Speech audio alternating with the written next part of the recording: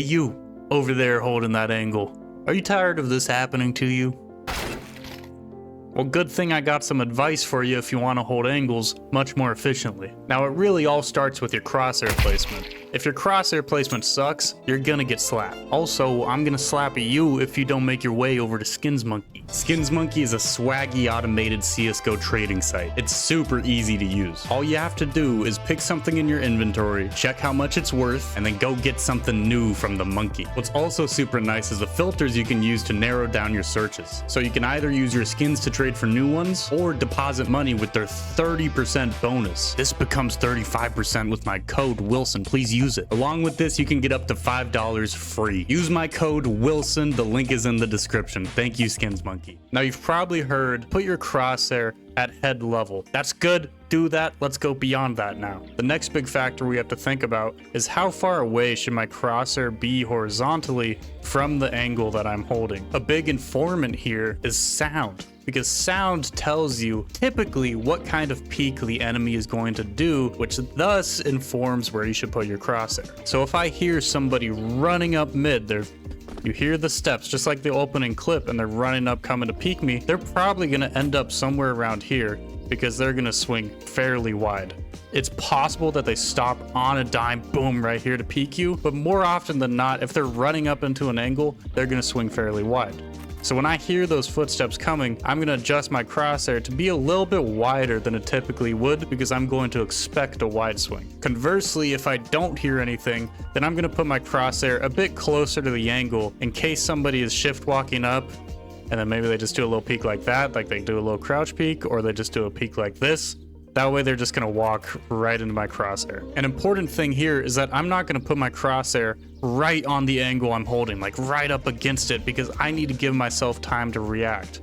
So even if you don't expect like this big wide swing, you expect a fairly typical swing somewhere around here, I'm going to move my crosshair and give it a bit of cushion away from that angle. And as a good general idea, you should give yourself a bit more cushion than you think you should give yourself. Now that we've talked about crosshair placement, let's talk about a method that's going to give you a ton of kills, and that's turning holds into peaks. So it looks like this. If I'm holding con, I could stand here and wait and wait and wait and wait for somebody to peek me, but this is an on angle, right? That's an angle that T's are going to be ready for. They're going to have their crosshair placement for it. And lots of times you're just going to die if you just stand there and wait for somebody to shoot you, right? So instead of doing that, we're going to turn a hold into a peek, and we're going to swing them. And the important thing here is timing. If you're constantly doing it, right, this can get you info, but it's not going to get you many kills because you're so erratic, you're being so fast. But if you wait, boom, okay, nobody's there. Wait. Give it time in between each peek. So then the T's, when they come down, you know, let's say they come down con and they peek this, okay, you're not there. They start walking up, they start holding W. And it's always good to peek somebody when they're holding W. They don't have the opportunity to counter strafe. They can, but a lot of people don't counter strafe with S. And just mentally, they think it's clear, right? They clear it, they say, okay. And then you peek them, boom, you catch them holding W towards you. And they get mad and they blame timing over and over again. But really, you just turned a hold into a peek.